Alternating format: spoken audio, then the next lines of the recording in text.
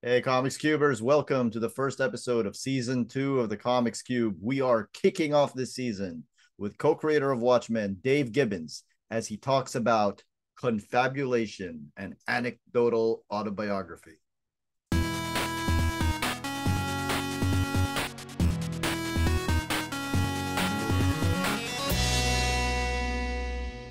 Welcome, everyone, to the Comics Cube. This is our first episode after 3 months, and we're kicking off with the one and only Dave Gibbons. How are you? I'm good, thanks, Duy. How are you doing? I'm doing good. I'm really happy that we're kicking off the new season of the Comics Cube with you to talk about your new book, Confabulation and Anecdotal Autobiography. Yeah, Congratulations on this. How's the reception been?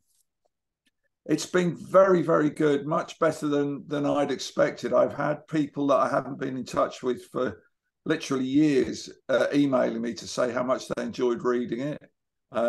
Most people, what they really like about it is that you can dip in and out of it. You know, you're not committed to reading the whole story of my life in one big chunk. That, you know, it's a series of essays that's very easy to read.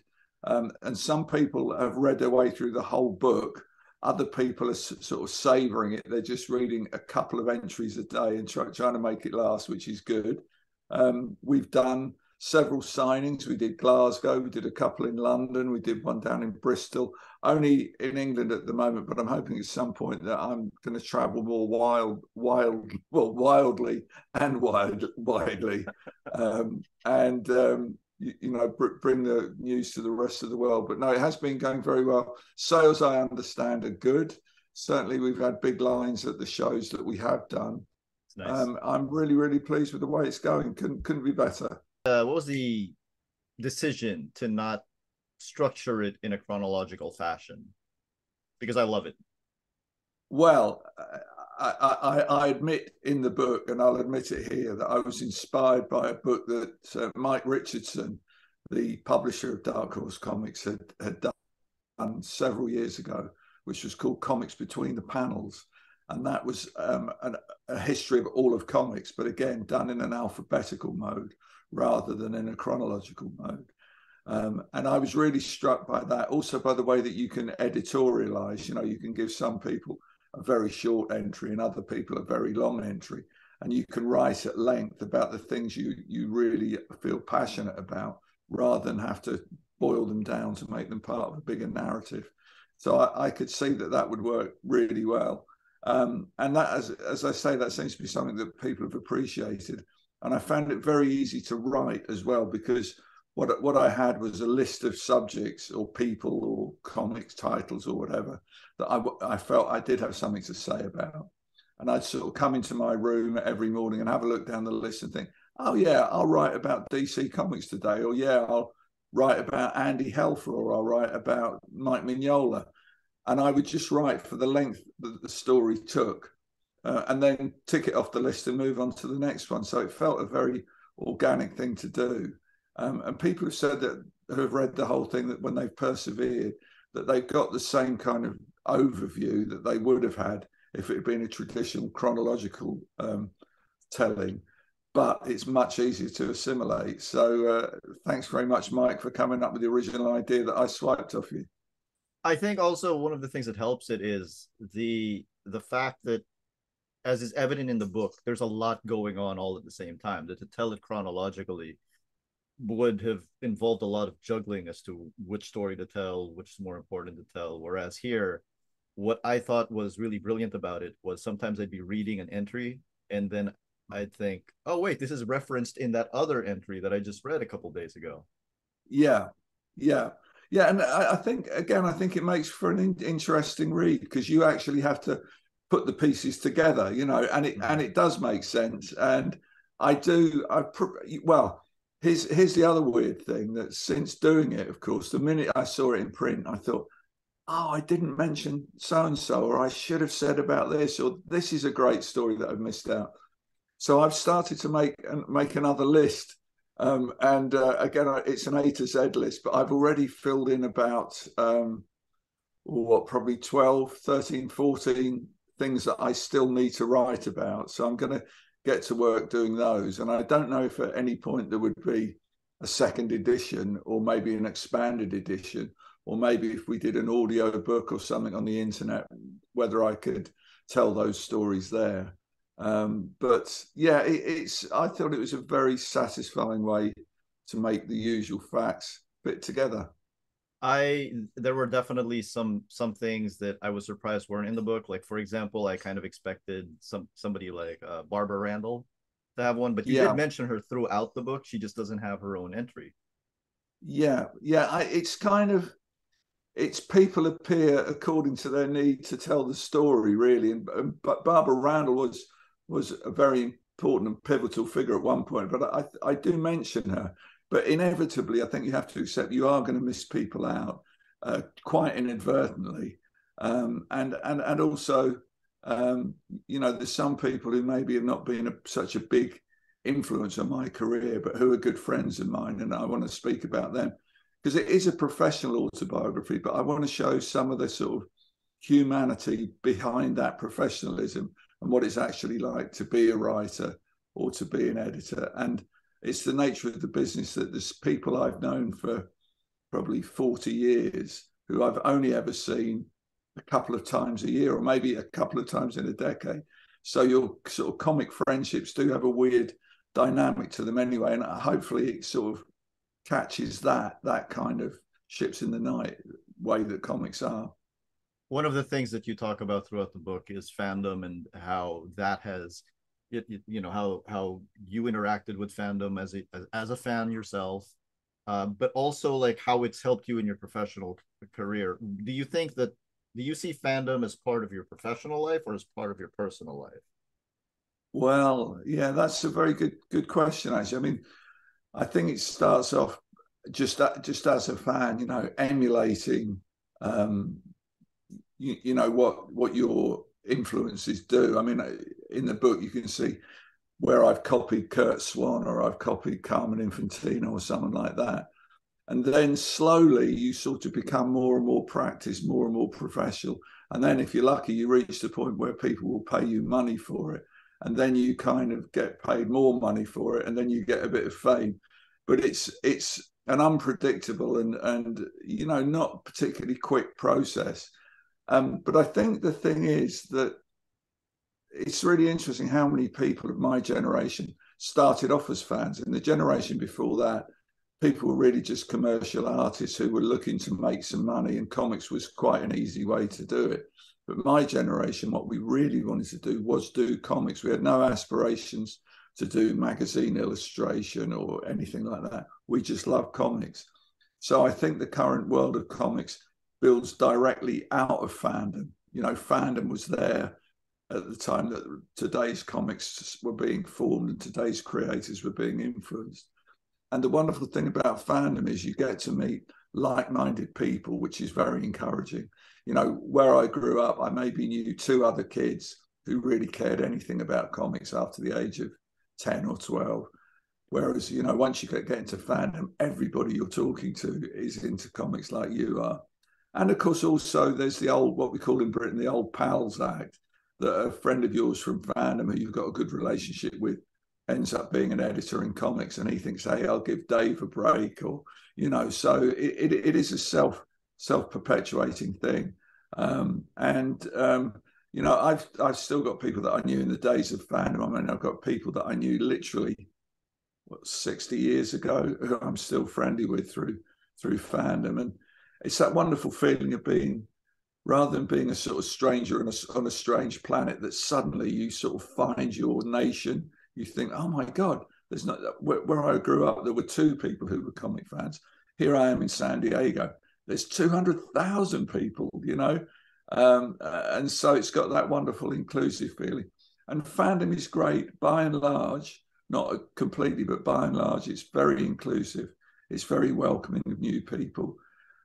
Those of us who grew up as fans know what it's like to meet your favorite artist and to feel tongue-tied or not know what to say to them. So we can greatly empathize with today's fans when they approach us. So I think it's a wonderful thing You to meant have been a part of. you mentioned that too, how you're still a fanboy. For example, in your encounter with Penn, in Gillette. Penn Gillette. Yeah. Yeah, I mean, that's far too long of a story to go into here. But yeah, I still got that feeling, oh my God. The stories in Penn Gillette. I Confabulation. must, yeah, it's all in the book. I must speak to him. I must speak to him. Oh God, but I don't want to make a fool of myself. He'll think I'm a geek. Oh my God, what shall I do? So even at my advanced age, there's still that kind of thing going on. But I suspect, in a way, although Penn is obviously a stage performer, a magician, that he probably has got that same fan headset. I'm sure he's the same about magic as I am about comics, you know, that he must have his idols within that. And I think that's the interesting thing you find, that we're all, or most of us, are fans of something. It might be comics, it might be sport, it might be anything, but there's that wonderful feeling that comes of being part of a bigger group. And I'm so pleased that I was a fan, and I still am a fan, even though I'm obviously been working as a professor for 50 years. I still get that fanboy buzz. Just as a slight sidetrack, I've got not many pieces of original art, but what I have got above my drawing board, and where unfortunately you can't see it on this camera, is a page of a comic called Race for the Moon, which is penciled by Jack Kirby and inked by Al Williamson. And I've got that on that wall there. So whenever I come and sit down at my desk, I look at that, and it gives me that little tingle of being a fan again, of seeing a piece of artwork and being absolutely amazed by it and treasuring it and looking at it hundreds and hundreds of times. So that's my little kind of gateway to that fan feeling, which I still have quite strongly inside me. I am now reminded of the last time we spoke with Brian Ball, and when he wanted to show us what was behind his computer, he pulled out a mirror to show us. Oh, that's not a bad idea, is it? I suppose I could do it. I don't happen to have a mirror with me, I'm afraid. Next time. I think you're right about fandom, though, because as toxic as it can seem sometimes on the internet, I personally have never met a bad fan. No, I mean, the way I am with fans, and well, I think I try to be with everybody, is, you know, we all have our part to play, and I treat fans as I would treat anybody else. If they turn out to be people maybe I don't want to spend so much time with them, I will gracefully terminate the conversation. But that's really unusual. Most fans are extremely polite, respectful, human, and they're really fascinating as well. And of course, they put the work that you've done in context, because many times you're sat in your room working on your own, and you think, does anybody care about this? Am I wasting my time? This is taking so long. Will anybody ever see it? And then you get this wonderful feedback. And you know, a couple of weekends ago, I was at a convention, and there were people who've been reading my work for as long as I've been a professional, and they still can be bothered to come along to a place to get me to sign a comic book for them. And that's great. I mean, that's wonderful. And because they're grown up people now, we have a grown up conversation, and I hopefully it's very pleasant for all concerned. I wanted to talk about the Jack Kirby comic, Race to the Stars. Race to the Sky? Race for the Moon. Race for the Moon. Right. Sorry. Yeah. I wanted to talk about that because until I got to that entry in Confabulation, as I was reading, because I was reading it alphabetically, which maybe was not the way it was designed to be, but I was reading it alphabetically. I was getting the impression that you were, and you can correct me on this, I was getting the impression that you weren't as big a fan of Jack Kirby as maybe your peers were. Because in the entry to DC Comics, you said very specifically that you liked his underlying pencil structure, but you liked Steve Ditko's full inks. Right. Yeah, I can't recall that precisely, but the thing is with Kirby is he had, like, for me, as all artists do, he had a sweet spot. His career was so long that his style changed, the subject matter he was working on changed. When it came to superhero comics initially, and the comics that Marvel put out, starting with the Fantastic Four, I felt there was something quite crude about them, you know, that it was cheaper paper, cheaper ink, cheaper print, rather, I was going to say. slightly murky colouring, clumsy, thick lines. And a lot of Kirby's work, I think, was submerged and was reliant on how good the inker was. You know, for instance, Kirby ink by Frank Giacoia, to me, is absolute magic.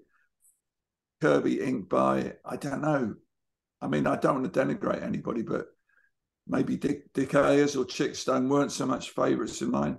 Vince Coletta, I can see what he was doing, and I know he was a guy who could work hard under pressure, but his stuff didn't impress me so much.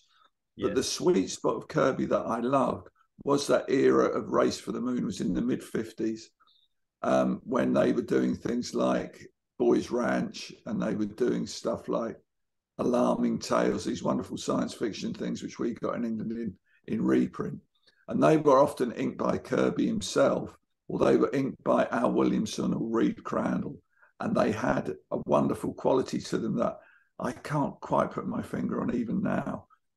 And then when I look back at what he'd done in the golden age of comics, which was absolutely groundbreaking, I mean, and I thought, yeah, you know, this guy, I'm seeing him at a latest stage in his career where he's drawing really not probably the things he loves to draw the most. But I now realize what an incredible talent and what a groundbreaking talent he is. And when I got the chance to ink a Kirby pencil thing, which was only, it's in the book, but it's a trading card, I was terrified. I thought, this is Jack Kirby. I've got to draw on top of what he's drawn, what he's penciled, and then erase the pencils. And it was really, I didn't do it particularly well. I mean, I did it well enough in that all the lines were there. But yeah, go on. Yeah, is it hard like to ink Jack, because like, you know, you are a very precise draftsman, and Jack, to put it bluntly, is not. No, well, again, his strength is his structure and his composition and the sort of weight that he gives to things. The interesting thing about that trading card, I mean, it was done very much towards the end of his professional career. I wouldn't know what date it was, but it must have been 1990 or something like that. And it was a Topps trading card. And it was a character that I wasn't familiar with at all. And when I got the pencils, I thought, oh, this is going to be difficult, because the pencil line was really heavy. And certainly my own pencils tend to be much lighter than that was. And I thought, oh, I don't know what I'm going to do this. Maybe I'll ink it on some tracing paper or something like that. Or maybe I'll light box it off. But I thought, no, if I want to be a Kirby inker, I've got to take the inks that Kirby gave me, and fearlessly just take the pencils that Kirby gave me and fearlessly just put ink on it. But what I did do, I got a putty eraser, like a putty rubber, you might call it, which is like a sticky thing, like a blue tack. And I rolled that backwards and forwards across his pencils to lift the graphite off the paper a little bit to make it not so dark. And the incredible thing that I found there was that the drawing looked quite crude. But when I rubbed it over and took the excess graphite off, where Kirby's hand had been heavy with age, let's face it, it lightened it and took that pressure off. And you could see the suppleness of his strokes. You could see the definite quality of it. And again, just while I have this thought, it isn't in the book. Years later, I went to the Prado Music Art Gallery in Madrid, I believe it is, where they've got Picasso's Guernica, you know, the huge black and white painting.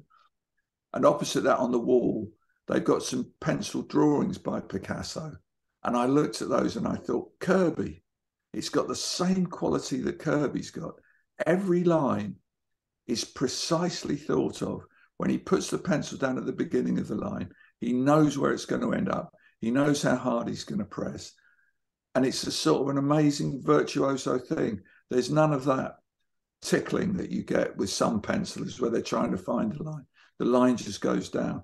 And again, that just increased my respect for what Kirby had done. And that certainty of line and that fearlessness of approach and that untrammeled imagination, you know, it meant that in the end, I became pretty much a fan of everything Kirby had done. I retract my previous statement about Kirby not being precise. I wanted to move on to talking about another legend, because Harvey Kurtzman is a guy that I think isn't talked about enough when it comes to talking about the greatest cartoonists of all time.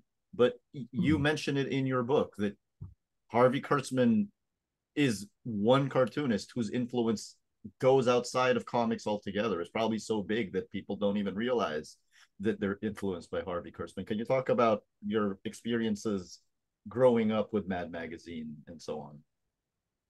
Yeah, I mean, I absolutely loved Mad Magazine, but before that, I loved Mad Comic, which we never saw here in the UK in its original format, you know, as a sort of 10-cent American comic. The only thing we saw of that was the Ballantine paperback reprints, which were in black and white with one bank of pictures on each page that you read kind of sideways. And I absolutely loved those. And there was a stall in my local market where you could buy books and magazines and exchange them for half price. And what I did, it makes no sense when I look on it now, because they were slightly expensive, those paperbacks.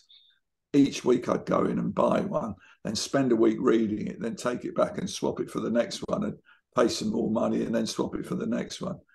And there was, what fascinated me about those Mad comics was that they were clearly drawn by different artists, you know, with very distinctive styles like Wally Wood or Will Elder or whatever. But they all kind of looked the same. That underneath it all, there was something that was the same. And it was that I loved, the staging of it and the movement and the humor of the basic way it was thought of. And of course, years later, I discovered that all these stories were written by Harvey Kurtzman, who would also supply the rough pencils to all the artists and with suggestions on tracing paper overlays. And they would then apply their style to his basic drawings, which gave everything a wonderful cohesion. And I absolutely loved that. And what I also loved was the subversive nature of Mad Comic, that it was lampooning and ridiculing consumer culture, you know, the things that we thought, some people thought were so wonderful. It was showing that actually they were slightly shabby and that they were a little bit, you know, ridiculous. And I mean, at this time I must have been, I don't know, 11 or 12 years old. And I just loved that subversive thing. And of course, I then went into other things that Kurtzman had done and discovered that he'd done these wonderful war comics as well that were his full pencils and inks often. And they were so dynamic. And it was that dynamism that could survive being inked by people like Wally Wood or Will Elder or John Severin. So I became a huge fan of his. And then many years later, I met him, as I describe at some length in the book. I met him at a convention, and he actually wanted me to work on something that he'd written very much in the Mad style for a book called Harvey Kurtzman's Strange Adventures. Harvey Kurtzman's Strange Adventures. And I got to be... Piece. Sorry? Yeah. It's a great piece. Yeah. And I actually got to be in the role of one of Kurtzman's artists. And it was, and he sent me many reams of paper with all different, some had the word balloon, some had a background on, some had some figures on, but it made it so clear what he wanted. And he was a hard taskmaster. I made very few changes, but he was quite firm about what I shouldn't have done. Again, I go into the detail in the book, but it was a real education. It was a great experience. And we talked a minute or two ago about fandom and being a fan. You know, to work with somebody like Harvey Kurtzman, whose work I adored as a child, and to actually be a creative partner, it's just, you know, it's equivalent of playing on stage with the Beatles or playing football with Pele or something like that, you know. It was just a wonderful experience. I think it might surprise our viewers or a lot of Watchmen readers who may not know that Tales Calculated to Drive You Mad is a huge influence on Watchmen, but it was a huge influence on pretty much everything. Art Spiegelman, The Simpsons. Yeah, no, I mean, you know, Kurtzman was one of the great kind of developers of what I consider to be comic art, which is telling stories using pictures, not just illustrations for illustrations' sake. And like I say, he was at that point where he'd write the thing, he'd lay it out, maybe somebody else would finish it, but he'd already done the vital part of the work, which was to turn the story into a mixture of words and pictures. And so when Alan Moore and I came to do Watchmen, in many of the long discussions that we had before we actually put pen to paper, we would talk about the sort of effects that Kurtzman could get, and the sort of effects that somebody like Eisner would get, and several very influential artists. But Kurtzman, in particular, was the master of, well, just doing something like holding something still while the background moved behind it, or the background remaining the same and continuous whilst action happened in front of it. And we quite mercilessly looked at all our Harvey Kurtzman comics and thought, that's a good effect. And indeed, Kurtzman ended up being very complimentary to me about what we'd done on Watchmen. So it's like the wheel just keeps on turning, This book is, of course, called Confabulation, referring to the phenomenon of people remembering things differently. I do tend to feel like that really applies to Watchmen and Alan Moore in particular. I will admit to being one of those guys who opened this book up, went straight to the letter W, and was very confused as to why there was no entry for Watchmen, which is genius, by the way, because it makes me have to go through the whole book. Yeah. Well, I knew that. Well, of course, the first thing that artists and writers do is to look for their own name. They go straight to the index and look their own name up to see if they get a mention in it and read their entry first. But I knew that people would go straight to Watchmen, and I knew there was not going to be an entry for Watchmen. One reason being that I wrote a book called Watching the Watchmen, which goes into huge detail, which I think you showed me earlier on. You have, yes. Which goes into huge detail about the process of Alan and I creating Watchmen, and stories and anecdotes around that. So I didn't want to retread that ground. So I deliberately didn't have a Watchmen entry. But however, Watchmen does get coverage. And also, I mean, a lot of people ask me, what's it like working with Alan Moore? And I go into that in some depth, as I had to do.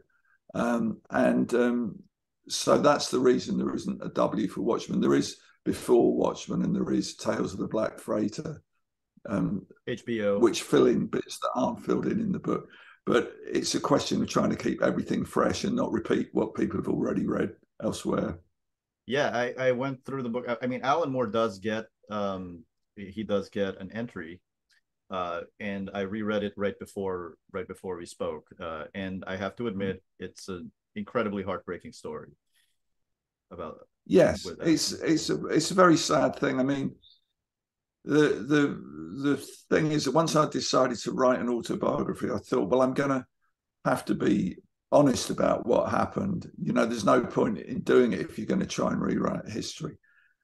And I thought, because people are fascinated in what it is like to work with Alan Moore, and people have, it's been a subject of a lot of internet discussion as to why he and I, aren't friends anymore, and why we stopped talking to each other, and who said what, and who did this, and what did DC do.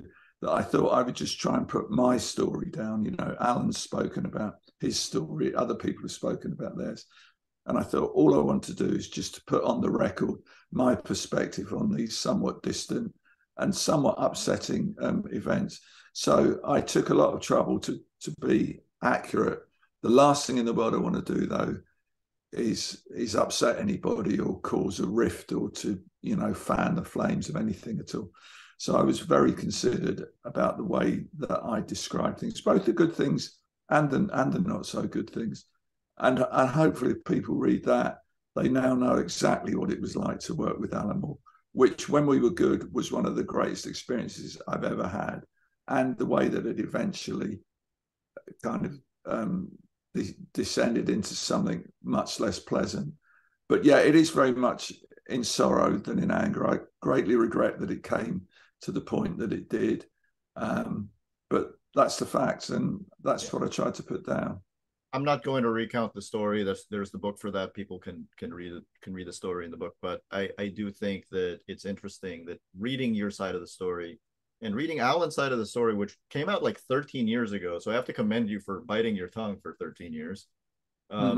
So it's fascinating to me, and goes to the title of your book, how the events are essentially the same, but the difference is that your version of the story, the events are separately, they're happening independently of each other. And in his perception, all of the events are connected. Yeah. Yeah, that's true to say. It's very difficult, isn't it? Because we work a lot in isolation as comic creators, and we're very imaginative people as well. And I mean, I've found that in real life that sometimes my imagination will run away with me, not necessarily about my relationship with somebody, but about something that's going to happen. And I realize that I'm getting really worked up or really emotional about something which is completely imaginary, that my creative brain has just put together, as you say, isolated incidents. I thought, that's because of that, and then this could happen, and then that happened, and then he said this, but he meant that. You put your imagination to work on it, and it gets distorted. But when Alan first spoke about these things on the internet, I found it quite upsetting, and my impulse was to respond to it, go, hold on a minute, that's not what happened. But I'm glad that I didn't do that. And people who knew the situation knew more or less what really happened. And I thought, I'll let it lie. But someday, for the record, because, it is an important part of my story. My relationship with Alan was an important part of my story. I thought someday when I've got the time and I've lost the knee-jerk reaction to it, I would just like to say what my view of events were. And I think that's fair enough. I'm sure, I'd like to think that Alan would feel that as well, that I'm perfectly entitled to have my position on it. And this autobiography, I thought, was the perfect place to tell everything that I felt need to be told. Well, the two of you especially are, you can't tell your story without mentioning him and vice versa. It's just you're inextricably linked forever. Yeah. I think that it also interested me how you viewed before Watchmen, because obviously you weren't so happy with it. You left a lot of money on the table, not participating in it. Does that it's pretty clear throughout the book that you've never been about the money, but has there ever been a situation where you've second guessed that, you have tried to have have kind of wished you went back on that, kind of taken the money, or no regrets? No regrets, really. I mean, it's a weird business, comic. Sometimes you get paid not very much for a job, but you really, really enjoy it. Other times you get paid really well and you don't enjoy it.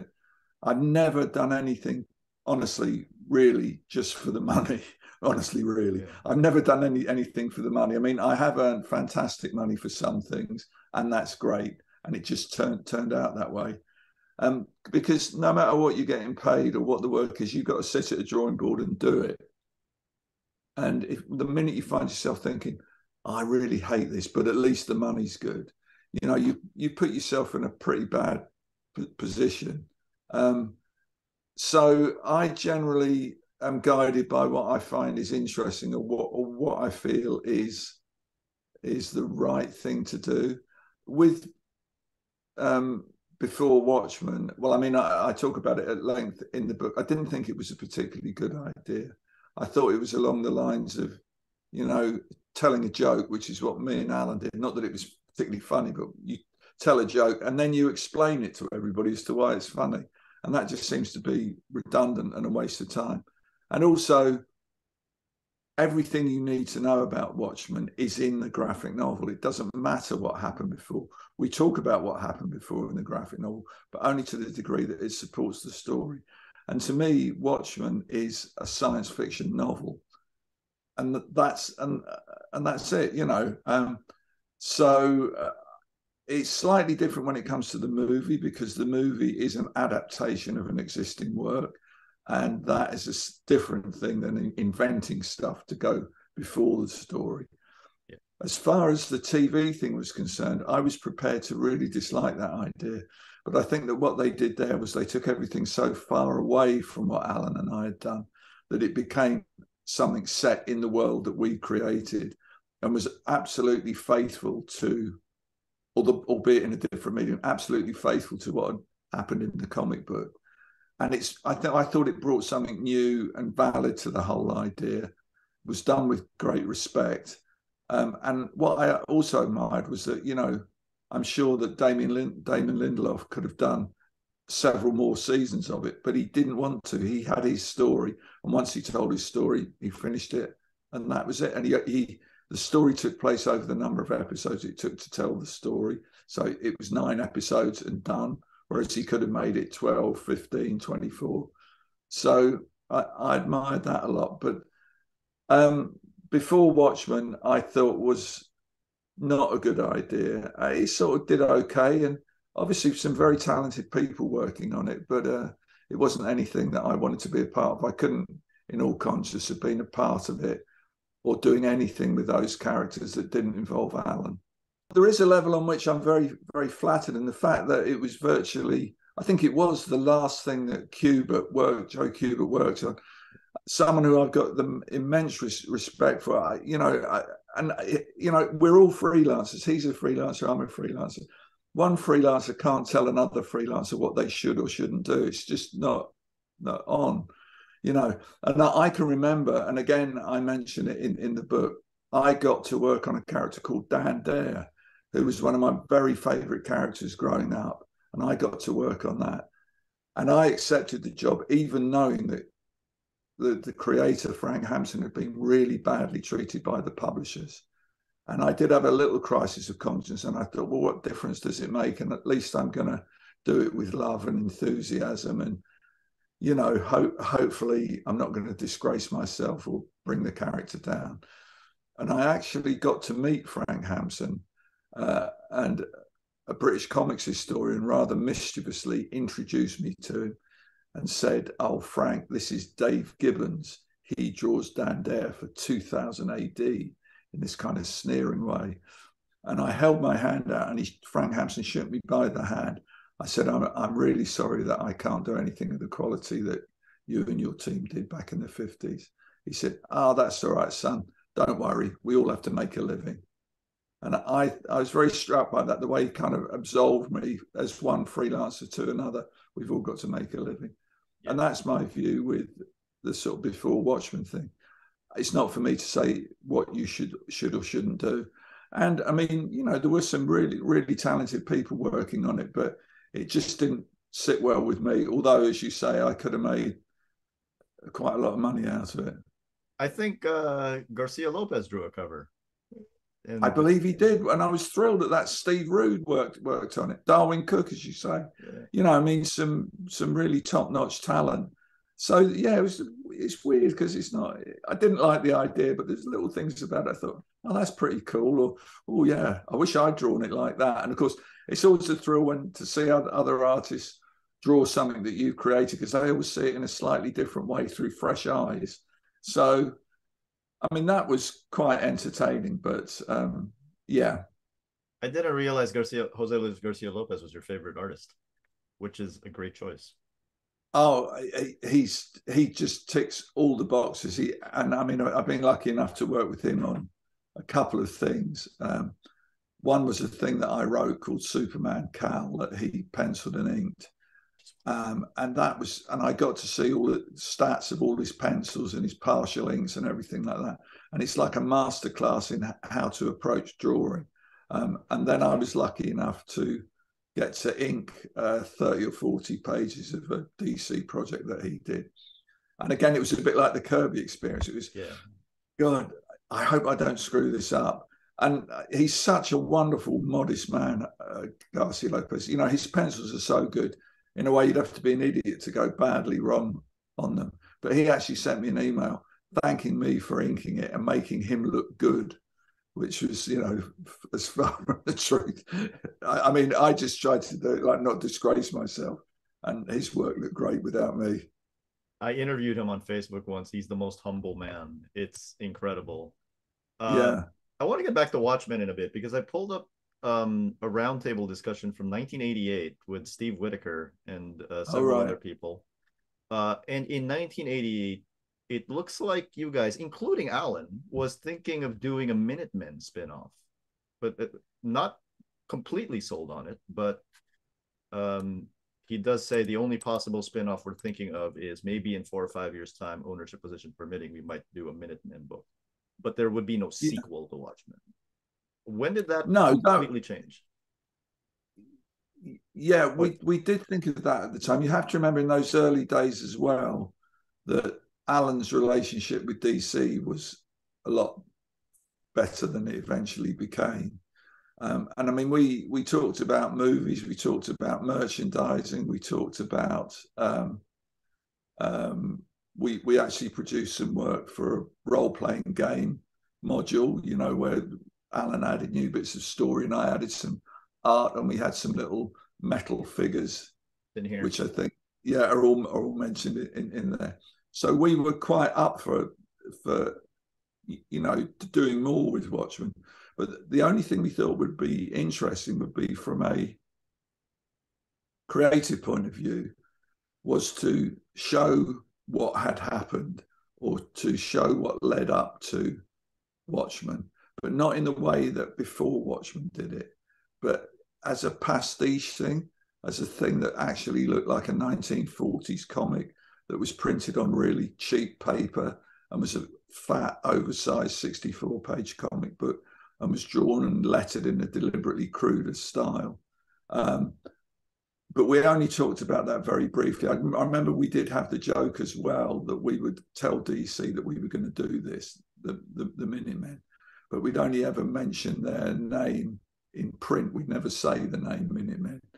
And it wouldn't be until it came to the question of delivering the first lot of artwork that actually what we meant was not Minutemen, but was Minute Men. So it was going to be like this mad comic with all the heroes in it, about 2 inches tall. That would be perfect. And we thought we might do that as a joke. And those were in the days when we would still laugh at these things, which was a great time. So that's really how that came about. But yeah, that was a very early interview and very comprehensive interview. And it was an idea we toyed with. Another idea we toyed with was, having done your grim and gritty comic book Watchmen, that it would have been really fun to work together on something that was much lighter, something that had the feeling of Captain Marvel or Plastic Man, or one of those really bizarre kind of comics. You just named two of the biggest heroes of the 1940s that barely anyone really talks about now.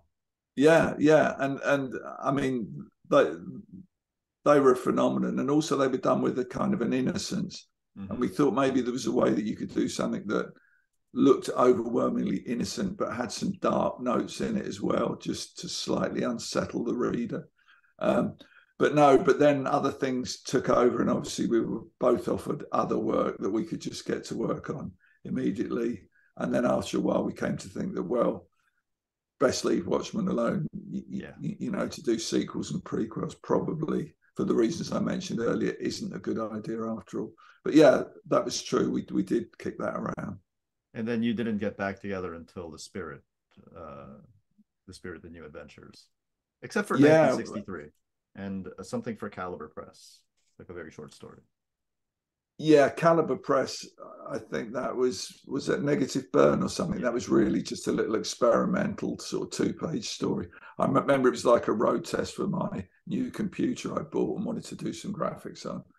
And 1963 was quite a wonderful thing, really. And again, it was that idea of kind of pastiching something, kind of the way that we might have done a Watchmen, like a Minutemen comic, to do it, as I say, to emulate the style of earlier comics. And that was kind of what 1963 did. It emulated that slightly clunky, slightly low production value, although a lot of skill and a lot of clever work in it to make it seem like this, but something that was had the spirit of one of Stan and Jack's, you know, Marvel comics from the early 60s. And that was a thing that I was thrilled to be a part of, and inadvertently did very well out of, because it was at the height of, you know, Image Comics. And it was, well, I can remember we got, I forget what the exact sum was, but it was over $100,000 to ink the first issue.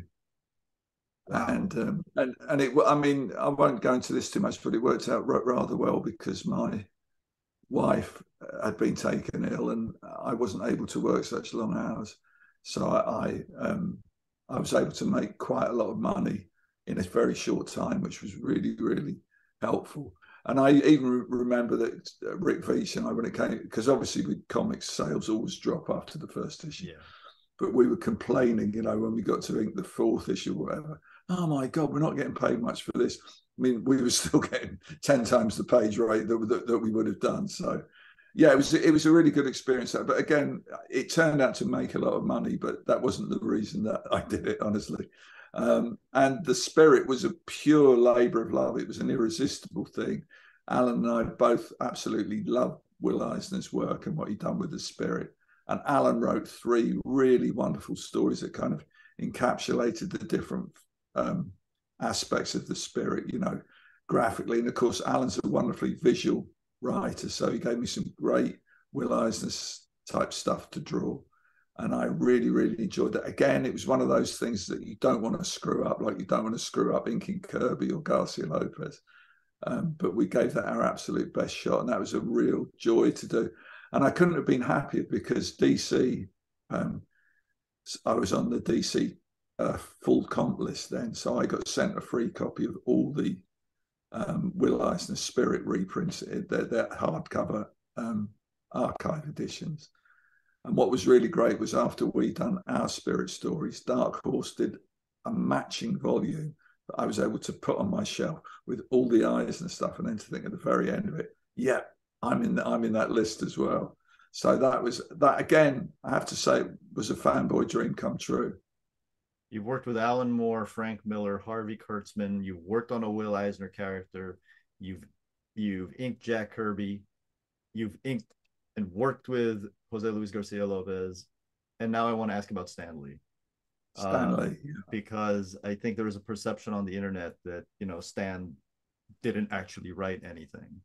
But the way you made it sound is like that didn't stop his lack of actually writing a script, didn't stop him from being involved with the telling of the story.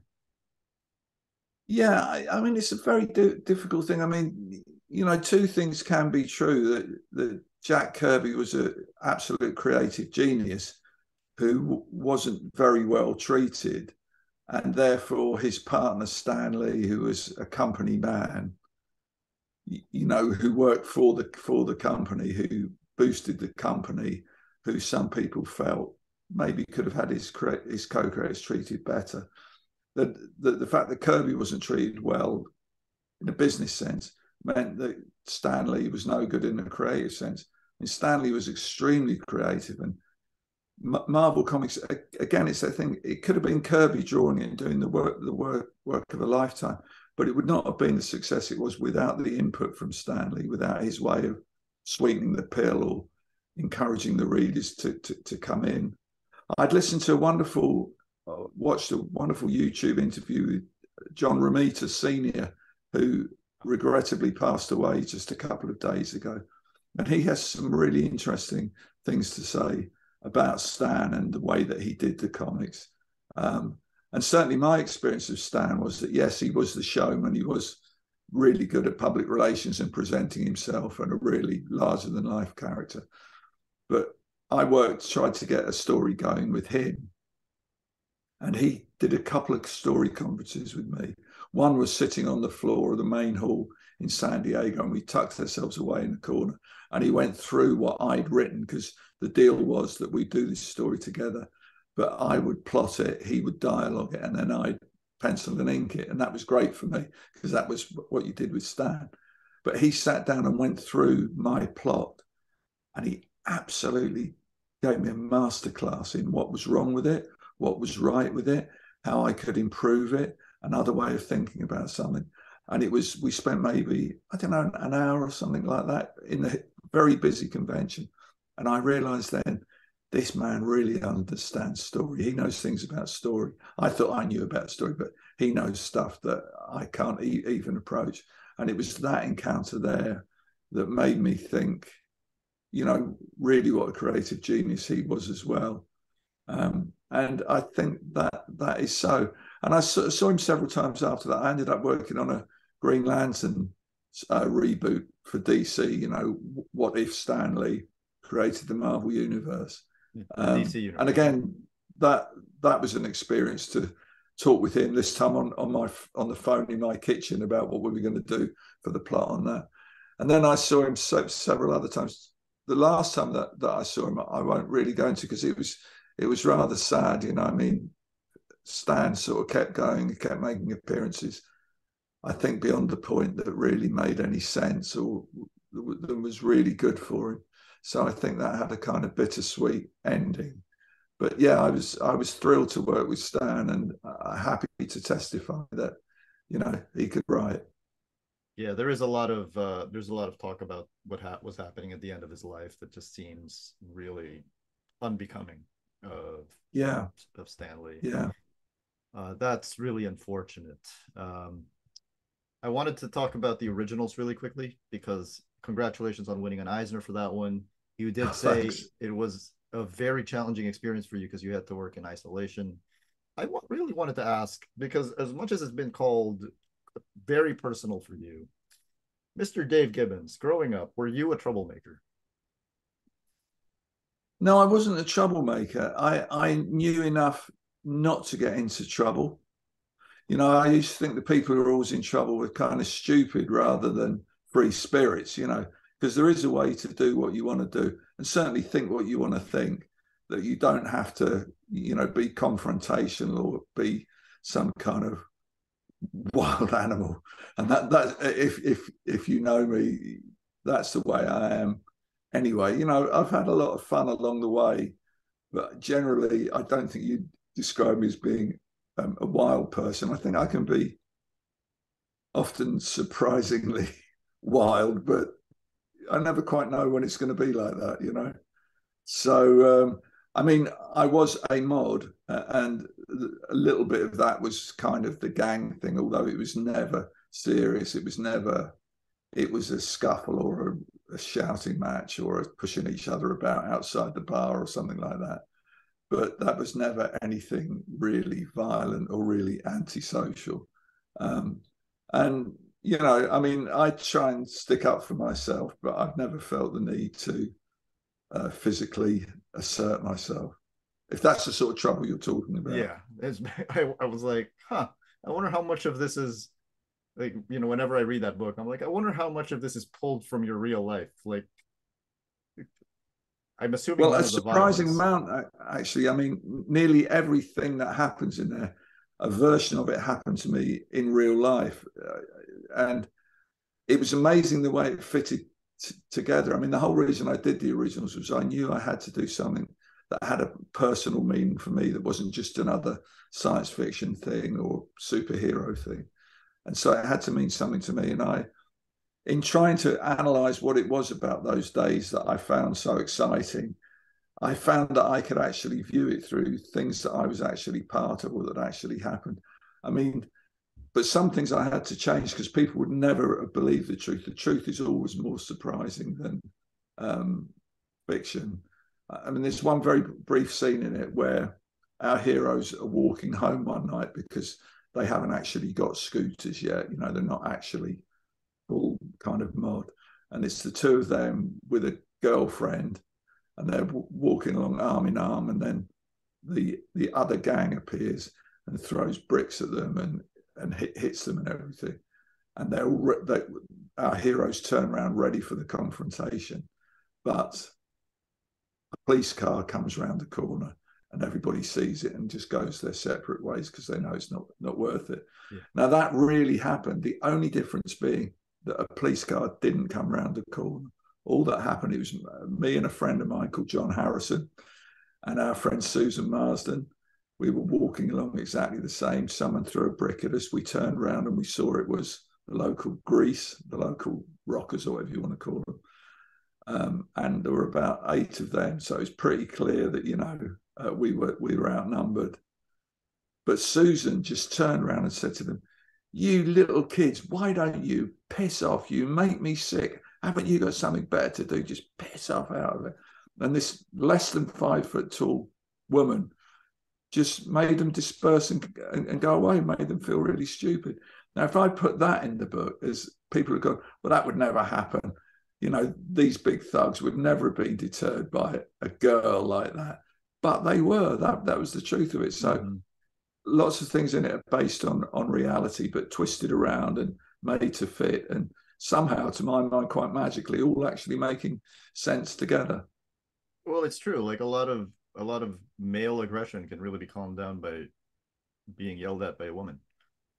Yeah, exactly. So yeah, that's how it happened. I've got just a couple of questions left, mindful of the time. Um, well, one thing that I really wanted to hit really quickly was my favorite page in the book is page 104. When you talk about Jethro Tull and the money you made from doing 2 pages of Jethro Tull, enough to make a down payment for your house. While in a separate part of that page, you're talking about drawing jokes for no money. So it's, Yeah. it's like the whole spectrum of Oh a yeah, commercial yeah, career in one page. yeah. Well, I mean, it's funny. I did stray occasionally into higher paid work. Like my agent used to get me work with an advertising agency, and they would pay you, 3 or 4 times what you get paid for doing the same work in a comic. But they give you, 3 rounds of edits on it. I remember doing one thing where I drew the whole thing. It was a couple of kids crossing the road, learning how to safely cross the road. And in the roughs that I got sent, some of the pictures had them holding hands and others didn't. So when I sent in my rough, I said, could you please clarify, are they holding hands or not? And I forget which way around it was, but let's say they said, oh, the kids are holding hands. So I took my rough, redrew it more precisely. Yeah, that's fine. The kids are great. Inked it in. Yeah, the kids are great. Coloured the whole thing in. Could you have them not holding hands? Which then meant I had to go through the whole thing, strip out all the fully painted artwork, strip back in some new artwork for it. And the job took me 3 times as long as it should have done. So I asked him to stop getting me advertising work. But as far as Jethro Tull was concerned, that was a call that came out of the blue. And it was quite well paid compared to what I would normally. I think I got £300 at a time when the house that I was buying was £14,000. I mean, this is a long, long time ago. Yeah. So that came along just at the right time. And although it wasn't a job I particularly enjoyed, it's a thing that's followed me around, and I think it's quite an interesting piece of work. But a friend of mine who worked for the local newspaper found out about it and said, oh, we'll do a piece in the paper about you, Dave. Local boy makes good. But I wouldn't tell him how much money I got paid for it. I don't mind saying it now, but as I say, I got £300 and I didn't divulge that. But the good thing about it was my local paper was seen by a guy called Mick McMahon, who's a wonderful, wonderful artist, dread artist. And he came to see me with his samples, which were fantastic. We got to know each other well. We shared a studio together. So that was another benefit of doing that Jethro Tull thing. Now, the thing with money, my dad said to me, never tell anybody how much money you make, because they'll either be jealous because they think you're making too much, or they think you're stupid because you're not making enough. So generally speaking, I never ever talk specifically about money because it doesn't really do much good to anybody. My last question about Confabulation is you talk about, and then I got a couple of very quick questions after, but you talk about a musician to change your life, which is Bob Dylan. Bob Dylan is my favorite musician, but obviously I wasn't there when he was changing the world. And I just wanted to, everyone I know who's a Bob Dylan fan who was there, I just want to ask, what was it like when Bob Dylan was changing the world like that? Oh, well, it was something completely different. I mean, it was like none of the pop music that you'd heard before. And it was intriguing and it enticed you in because you didn't know quite what he was talking about or quite what the reference were. You later find out. I mean, I could still probably speak the lyrics of half a dozen Bob Dylan songs. And I mean, there's things like Desolation Row, which of course was where we got the quote from the beginning of Watchmen from. And there's quite, again, I won't go into the story here, but there's a story specifically about that in the book, about listening to Desolation Row and being inspired by it. And yeah, his work has always been groundbreaking. Some of it you like more than others, but he is the talent on the level of a Jack Kirby in comics, if that's not ridiculous, that completely changed the face of an industry. And I think it's a similar personality and kind as Alan Moore. I'd put Alan on that level of novelty and uniqueness and groundbreaking approach and huge technical skill as well. So yeah, I've always been a fan of Dylan's, which is why it was a huge thrill that we managed to use a couple of bits of his work in the Watchmen movie. You know, I think his people actually allowed them to remix the you know, what's the thing I'm thinking of? The times they are a changing. Yeah. That actually is a slightly different mix to accommodate the length of the sequence. And of course, there's also the brilliant Jimi Hendrix version of All Along the Watchtower. So it's just great to have that connection. And yeah, he's always been a huge, huge favorite. I asked you the last time if you felt you got enough credit for Watchmen. You say that the problem, that you have no complaints, but you think the problem is journalists, because journalists are writers and therefore they put immediacy on the writing.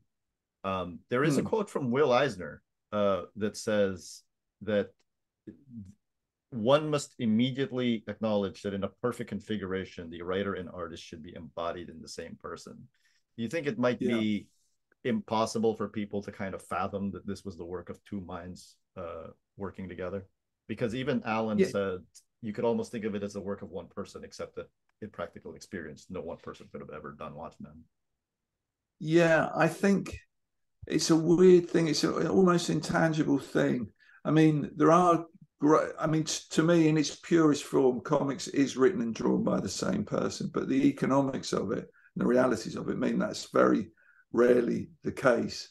But if you work within the industry, you realize that the relationship you have with a co-creator is not just I write that and you draw that. There's much more toing and froing. A good writer always gives the artist what he thinks the artist is going to enjoy drawing and what suits his skills. You work with a writer whose approach to storytelling you like and you feel you can contribute to. So, and also it depends on personalities as well. I mean, obviously Alan and I have got completely different personalities, but we share such a lot in common. We're of a similar age. I'm a little bit older than him. We both, you know, were sort of lower middle class or working class people. He did very well at school and went to a big traditional school that he got expelled from. I went to a similar school with a similar ethos that I didn't really like, but I managed not to get expelled from. The comics references we had, you know, we could speak in that shorthand where you'd only have to mention an artist or mention a story, and we'd both be able to absolutely see what the other one was talking about. And I think Alan said somewhere once about collaboration is that it's a 50-50 thing, and you don't even think or care as who specifically created what. Like, oh, I came up with that word, or I came up with that smiley badge or whatever. But that the only time you talk about that is like when it all comes undone, like when people who have been married decide to separate, and it descends into arguments about who owns the CD player and who paid for the couch and who's gonna get this and who paid for that. So it's only really when things go wrong that anybody ever cares about who specifically did what. And it's a fruitless thing anyway, because sure, there could have been something like Watchmen drawn by somebody else, but it would never have had what I put into it. It might have been just as interesting. It might have been just as good. I've got no way of knowing. But the specific product that came out at the end of that could only have been done by me and Alan at that time under those circumstances. But the thing I am quite rigid about is I think it's a very bad thing when you start to try and divide things up. So both as a writer and both as an artist, I feel the split should be of any money from one of these projects, that you share it 50-50. You share it exactly between you. The minute one of you says, hey, my reputation is bigger than yours, so I'm going to get 70% and you're getting 30%. And end of marriage then, as far as I'm concerned. So I think it's very important, 50-50. And we could argue forever about what each little contribution was worth, but we don't really want to do that. Yeah, for people who want to know what you did contribute, there is Watching the Watchmen book. And of course, there is Confabulation, an anecdotal autobiography. My last question, which I'm asking to every guest who was there at the time, because I'm a Filipino and I'm very curious about this. What were your thoughts on the Filipino invasion of the 1970s? Did you have a favorite? How did it come off to you? Yeah. Well, yeah, I mean, I know that the reason that DC employed so many artists from the Philippines was because basically it was cheap labor. Um, and having said that, it was cheap labor to DC, but I understand, and I don't know this for a fact, that for the artists who were doing it in the Philippines, they were actually in their society being very well paid for it. So I think they could have asked for more, but I think at the time everybody seemed to be quite happy about it.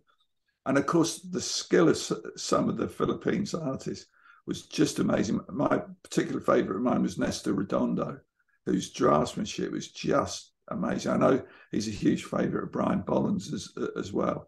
Alex Nino, his stuff just was mind blowing. You know, it had that kind of psychedelic feel, but a wonderful calligraphic kind of feel to it as well. So it was a real breath of fresh air. And these guys could really draw, and it was, in a funny way, it was an analogous thing to what happened in British comics, that in order to keep all the British comics that were out in the 50s and 60s going, they employed lots of artists from the Mediterranean, so lots from Spain, Italy, Portugal, and so a lot of so-called British comics were actually drawn by Mediterranean artists. And in the same way, it seemed at one point that DC, its best comics were all being published by Filipino artists. So there's a weird parallel there. But I used to enjoy it. And again, the real key to it is I would buy anything that Nestor Redondo drew or anything that Alex Nino drew. So artistically speaking, though, it was all a huge encouragement and a huge interest. But as I say, for the actual the murky financial dealings, I don't know, but yeah, I guess that's what I feel. I can tell you a story about that off the air. I bet you could. There's always a story when the money comes along. Is there something else you'd like to announce to our viewers? Not really. I do appreciate the interview, and I'm glad we managed to make the international time zones work. It's often a bit baffling, and I do appreciate you giving me some coverage for my book.